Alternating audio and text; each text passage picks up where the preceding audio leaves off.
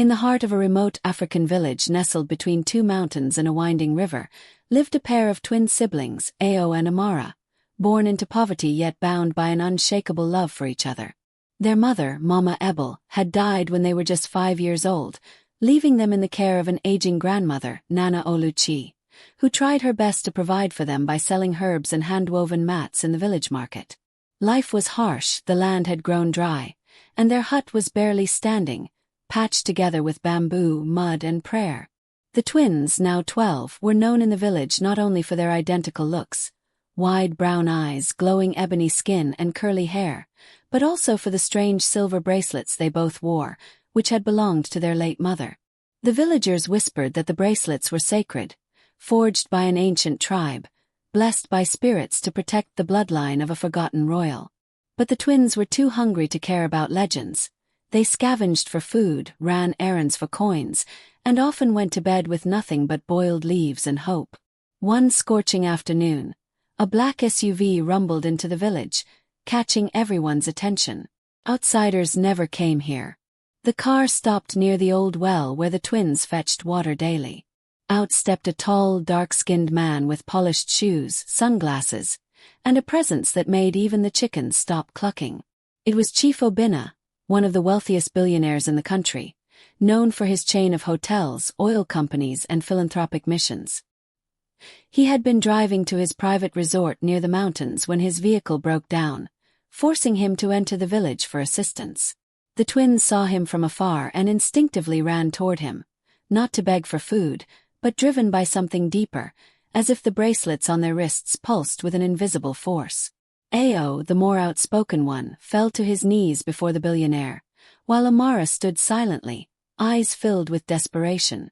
"Please, sir," Ao cried, his voice cracking with hunger and hope. "We need help. Our grandmother is dying, and we have no money for medicine or food. Please." The villagers watched in silence, torn between pity and fear of offending the powerful stranger. Chief Obinna looked down at the boy, then at the girl, and something in their faces struck him. A flicker of memory, an old photo, a woman with similar eyes, a secret buried in time. He shook the feeling away and told his driver to fetch food and medicine from the SUV. As Nana Oluchi was treated by the billionaire's personal nurse, Chief Obinna sat with the twins under a mango tree, asking them questions: who their parents were, where they came from, and how they came to wear those strange bracelets. Ao recounted how their mother had fled the city before they were born, pregnant and scared, never revealing their father's name, only telling them that they must always wear the bracelets for protection. Chief Obinna asked to see the bracelets, and as the twins raised their thin wrists, a gasp escaped his lips. He reached into his shirt and pulled out a hidden chain around his neck. On it hung a third bracelet, identical to theirs, only larger. The twins stared, shocked. "Where did you get that?" Amara finally spoke. The chief's face turned pale. "It was given to me by a woman named Ebel many years ago, before she vanished." The name hit them like thunder. "That's our mother," O shouted. A silence fell over the gathering crowd. Chief Obinna stood up slowly, the weight of truth pressing on him like the sun above. He realized the woman he had once loved, the woman who disappeared without a word, had been pregnant with his children. Suddenly, the sacred bracelets made sense. They were family heirlooms, passed down to protect royal descendants.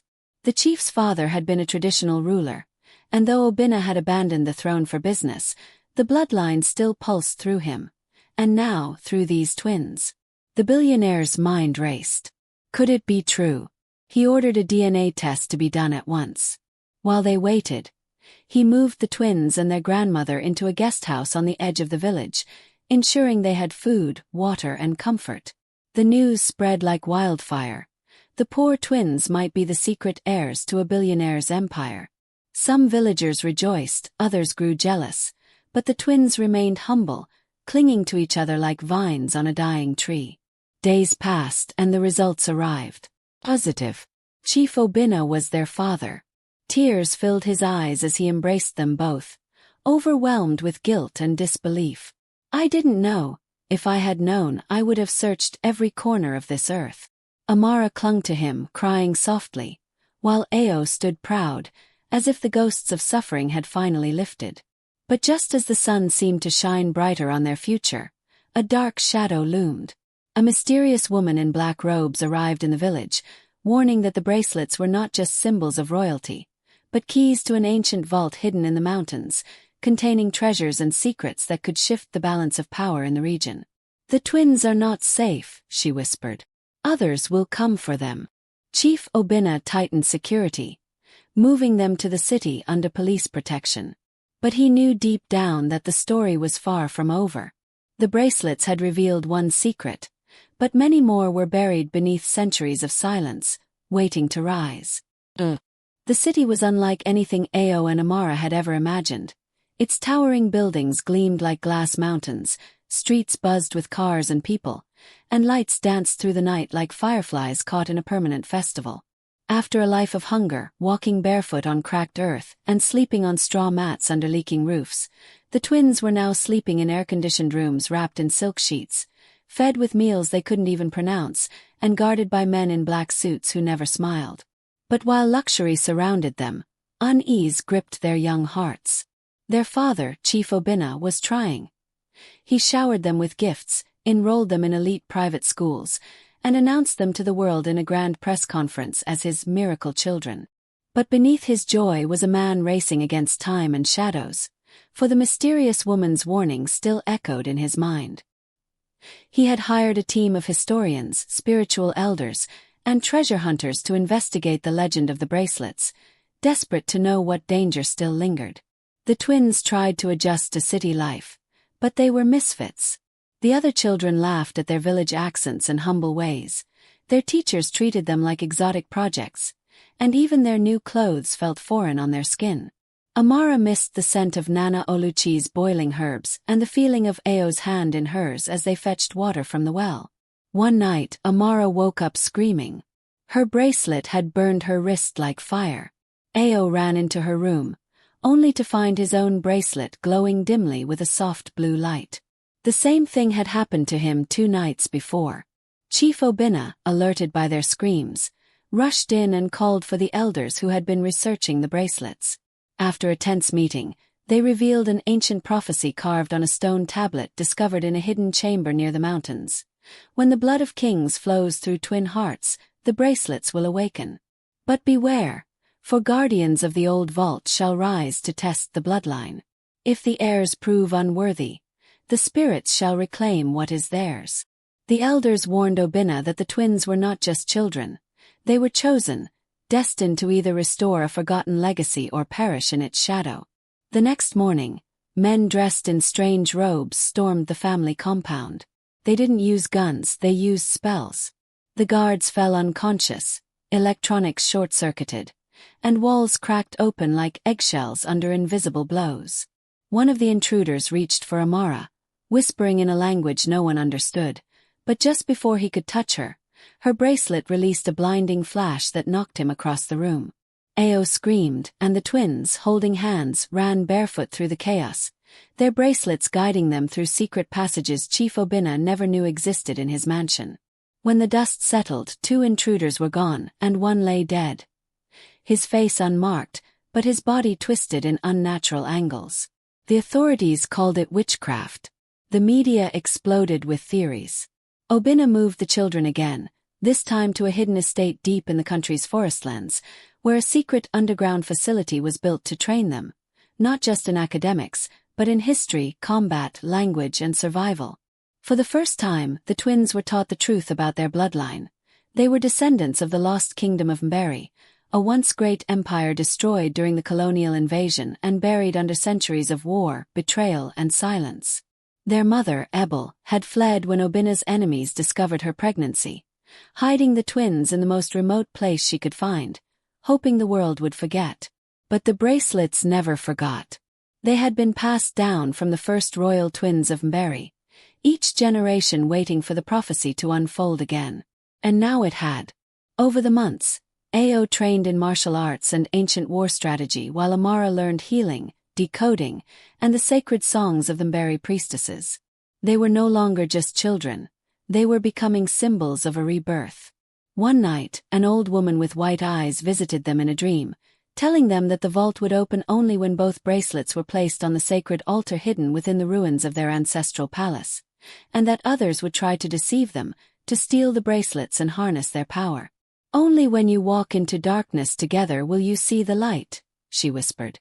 The next day, Obina's most trusted advisor turned against them, poisoning their food and attempting to escape with the bracelets.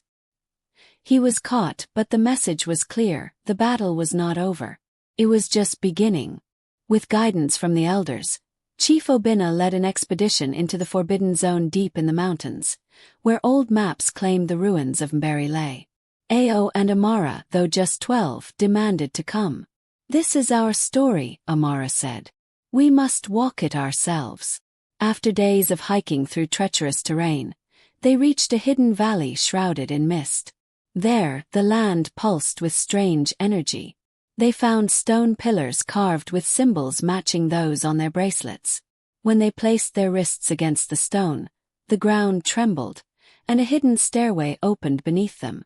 Obina tried to follow, but a barrier pushed him back.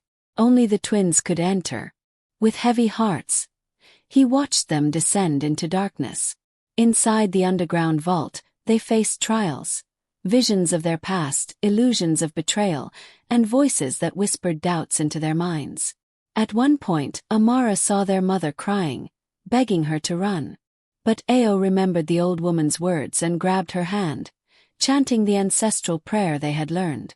The illusions faded. Deeper inside, they found the altar, a platform surrounded by 7 golden statues of kings and queens long forgotten. Together, they placed the bracelets on the altar, and light burst forth, illuminating carvings on the walls that told the full history of Mberi, the glory, the fall, and the promise of return. Suddenly, the spirits of the ancestors appeared, glowing, majestic, and silent. One by one, they bowed before the twins. A booming voice filled the chamber. "The heirs have proven worthy. The bloodline shall rise." Outside, the valley shook, and vines parted to reveal a hidden city beneath the earth, overgrown but intact. The lost capital of Mberi had returned. Ao and Amara emerged, not as poor twins, but as the crowned heirs of a forgotten kingdom. When they returned to the surface, the entire expedition dropped to their knees. Chief Obina, tears in his eyes, bowed before his children, whispering, "I was your father in name, but today I become your servant in destiny." In the months that followed, news spread across Africa of the royal twins who had awakened a lost kingdom.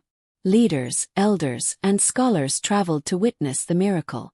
The children, still humble at heart, used their new platform not for power, but to restore their mother's name, uplift orphans, rebuild villages, and protect sacred heritage. Nana Oluchi, frail but smiling, lived to see her grandchildren not only fed but honored by nations. And though enemies still plotted, though darkness would always test light, Ao and Amara stood ready, together. For the bracelets no longer burned. They glowed, softly, peacefully, like 2 hearts beating in perfect rhythm with the soul of a kingdom reborn.